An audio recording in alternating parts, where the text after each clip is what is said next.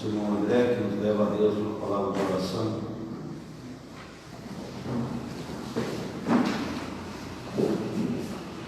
Pai bendito, Pai glorioso, nós te louvamos, Senhor, pelo rico privilégio de podermos chamar o Senhor de Pai, se o Senhor foi conquistado por nós naquela cruz, onde o nosso Salvador assumiu a nossa culpa, assumindo o nosso lugar, pagou o preço dos nossos pecados, e mediante essa obra perfeita nós fomos recebidos na tua família. Nós temos essa viva esperança de um dia, Senhor, contigo nos mais altos céus, por toda a eternidade nós haveremos de te adorar e te louvar. Enquanto nós estamos aqui nesse mundo, nós te louvamos porque o Senhor está conosco, porque nós não estamos sozinhos.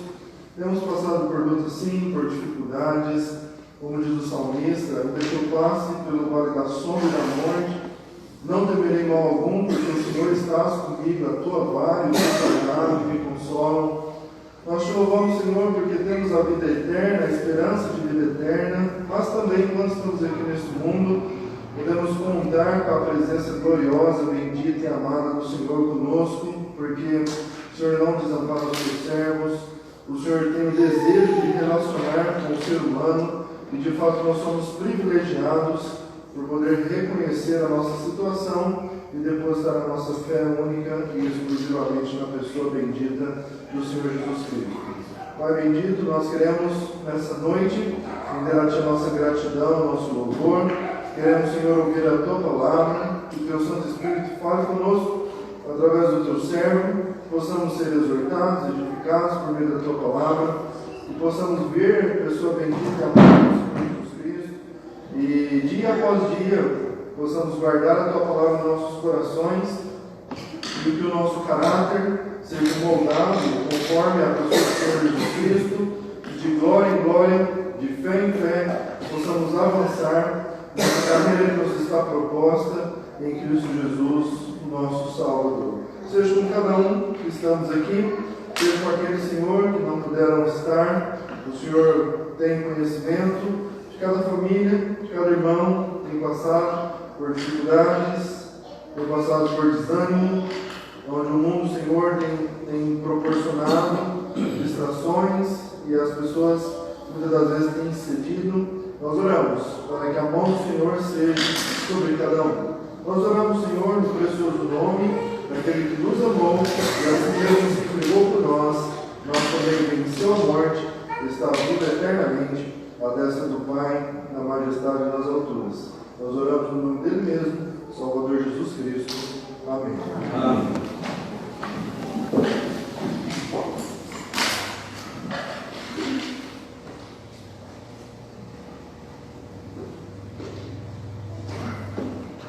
Muito bem, nós vamos dar continuidade nos nossos pensamentos de ontem. Nós vamos voltar novamente para a carta do apóstolo João, capítulo 2. Nós vamos ler novamente os 3 versículos. 1 João,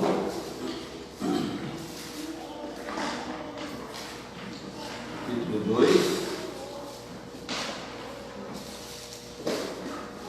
versículo 15 ao versículo 17.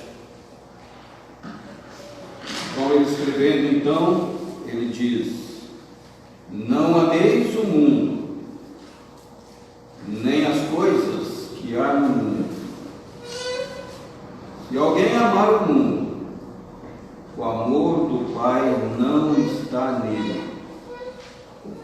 Porque tudo que há no mundo, a concupiscência da carne, a concupiscência dos olhos e a soberba da vida, não procede do Pai, mas procede do mundo. Ora, o mundo passa, bem como a sua concupiscência. Aquele, porém, que faz a vontade de Deus, permanece eternamente. Muito bem, ontem nós falamos, para aqueles que talvez não estavam aqui ontem à noite, nós falamos dos 3 tipos de mundo que o apóstolo João descreve. Ele fala do mundo da natureza que ele fez, ele fala do mundo dos seres humanos, e ele fala também do mundo da oposição a Deus. Isso foi o que nós vimos ontem. Como eu tinha dito, hoje nós vamos falar de 3 características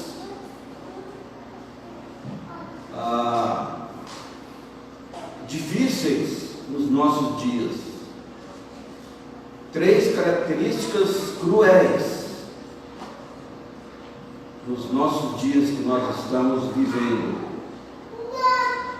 E o versículo 16, João aqui nessa epístola, ele começa a descrever tudo que há no mundo.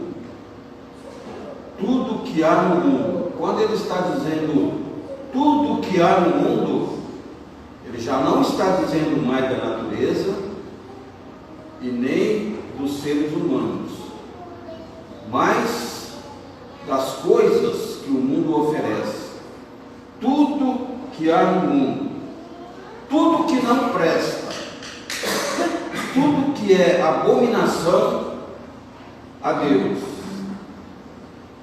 Agora, é bom nós entendermos que João, ele não está pensando em coisas como dinheiro, posses, que são moralmente neutros, mas ele está falando das nossas atitudes para com essas coisas. É isso que ele está falando. São as nossas reações internas para com o ambiente lá fora, o ambiente mundano. Como Jesus disse lá em Marcos capítulo 7, versículo 20 até o versículo 23, ele diz: o que sai do homem, isso é o que contamina. Porque de dentro do coração dos homens é o que procede os maus desígnios. E ele fala, a prostituição. Ora, todos esses males vêm de dentro para fora e contamina o homem. São essas coisas. E este é o motivo porque nós não devemos de forma alguma amar o mundo. E João então aqui agora ele destaca 3 coisas, foi o que nós falamos. Primeiro, no versículo 16, ele diz a concupiscência da carne. É o primeiro item que ele fala, a concupiscência da carne. O que é a concupiscência da carne? É o apetite pela satisfação das paixões carnais. O apetite físico não são pecaminosos. Entendam bem. O apetite físico não são contaminosos. Deus nos deu esses apetites para comida, sono E como diz aqui o versículo sexo, podemos dizer comida, sono e sexo. Mas primeiro nós vamos começar com a comida. Comida, o apetite para a comida pode ser santificado e se tornar um motivo de gratidão a Deus. Esta é a razão porque todas as vezes que nós vamos nos alimentar, o que nós fazemos?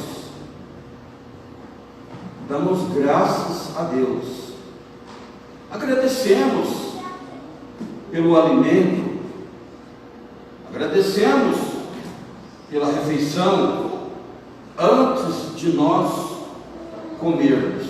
Não é isso que nós fazemos? Se alguém não faz isso, é bom fazer, viu?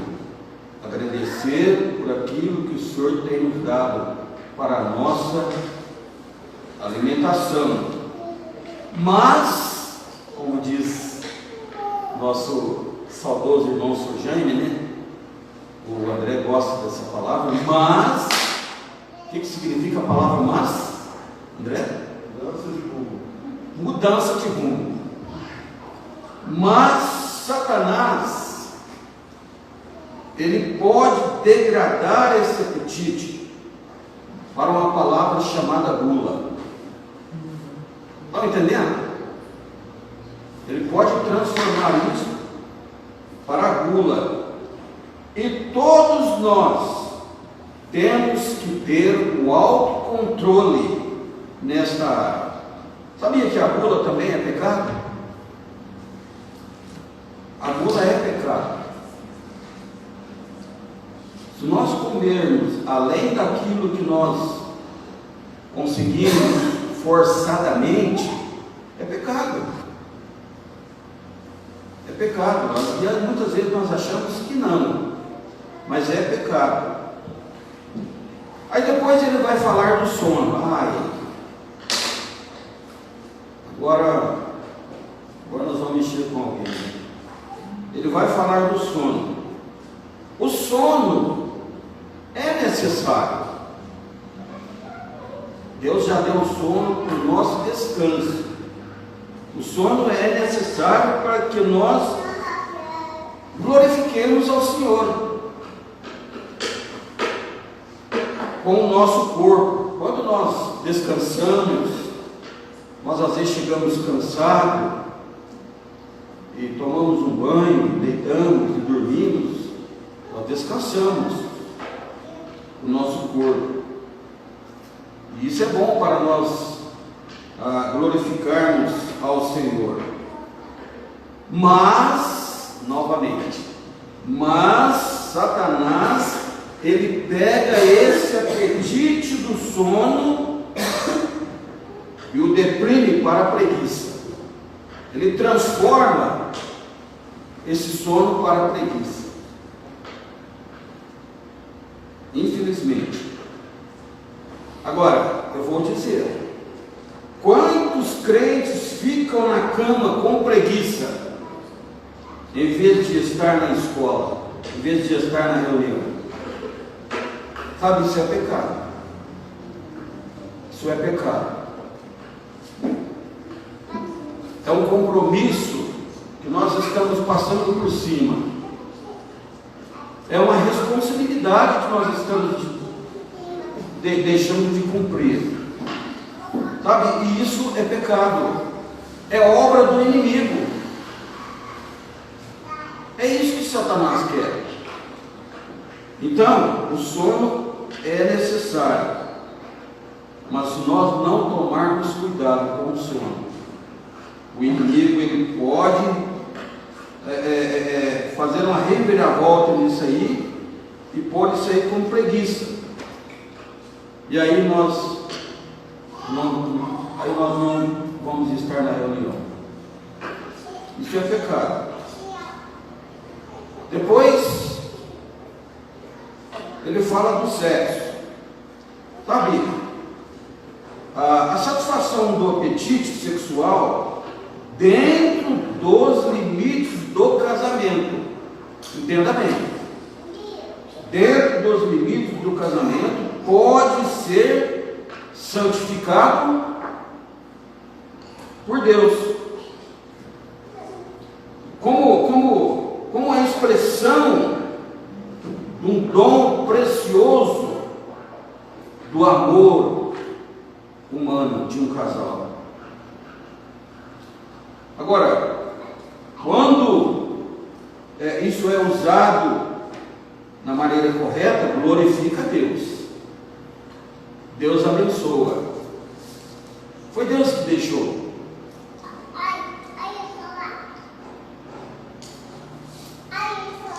Mas, novamente, como o mundo tem deturpado, não é verdade? Como o mundo tem deturpado esse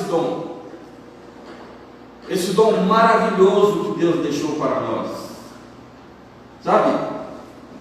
Infelizmente, nós podemos dizer que infelizmente, é triste nós dizermos isso, mas é a verdade.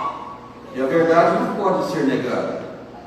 Infelizmente, no meio da igreja, no meio dos cristãos, tantos crentes, tantos irmãos que nós admiramos, que nós às vezes pensamos, quantas vezes eu pensei isso? Que vontade de ter esse conhecimento que o irmão tem. Que vontade de ter essa facilidade de ministrar a palavra de Deus que o irmão tem. Sabe? Mas no meio da igreja tem tantos crentes que estão seguindo o padrão do mundo. Isso para o mundo é normal. Mas para o crente não pode nunca ser normal isso. E muitas vezes isso está acontecendo no meio do povo cristão. Que decepção! Quantos casais vivem uma vida dupla através da deturpação do sexo, na prostituição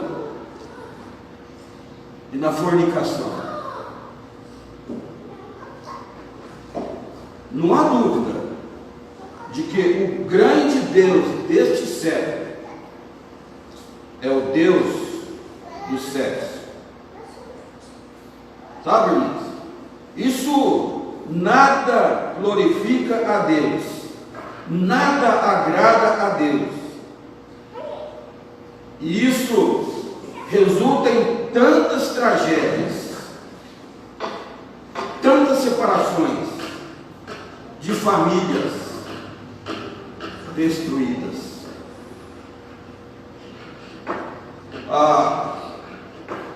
O crente, ele tem que aprender a dizer não bem forte às tentações do mundo. Nós até cantamos um hino no nosso hinário, o hino de número 358. Eu vou ler o coro deste hino.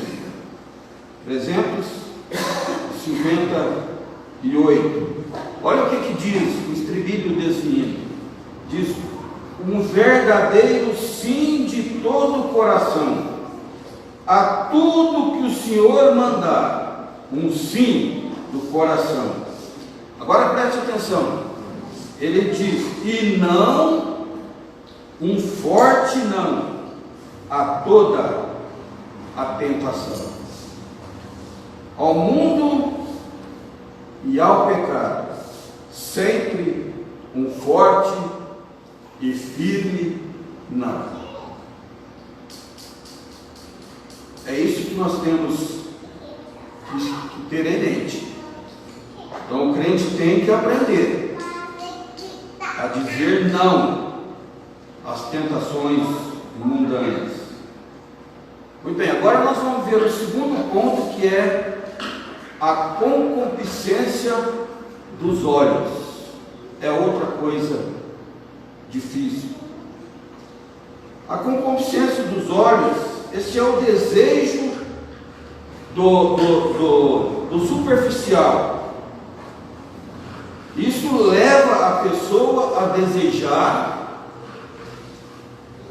a possuir tudo que é atraente aos seus sentidos físicos. É o tal negócio. Eu vejo, eu quero. Eu vou conseguir.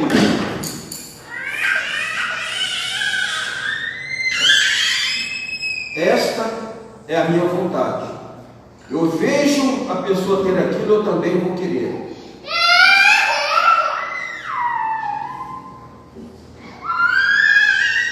Este é um pecado que a mídia explora. Isso, infelizmente, está acontecendo até no meio dos crentes. Sabe, concupiscência dos olhos. Olha, o irmão comprou um sítio. Ele não é melhor que eu também posso comprar. Olha, o irmão comprou um carro zero. Eu também vou comprar. Isso é concupiscência dos olhos. Sabe, a mídia explora isso demais. E nós vamos ver, dentro da palavra de Deus, alguns exemplos bíblicos que tiveram resultados desastrosos. Concupiscência dos olhos. Quando nós lemos lá bem conhecido em Gênesis, capítulo 3, versículo 7, o que diz? Vendo a mulher que a árvore era boa para se comer, o que mais que fala? Agradável aos olhos. E fala que ela pegou, comeu e deu ao seu marido. Isso é concupiscência dos olhos. Nós temos mais uma outra referência que também fala da concupiscência dos olhos. Lembra de Acã? Lá em Josué, capítulo 7, verso 20 e 21. Lá diz assim, Acã, ele diz, o escritor diz, Acã, quando viu entre os despojos uma boa capa babilônica, cobicei e as tomei. E o que ele fez? E algumas barras de ouros, algumas coisas. O que ele fez? Alguém sabe falar aí? Escondeu. Ele escondeu. Ele cavou dentro da sua própria tenda e escondeu ali.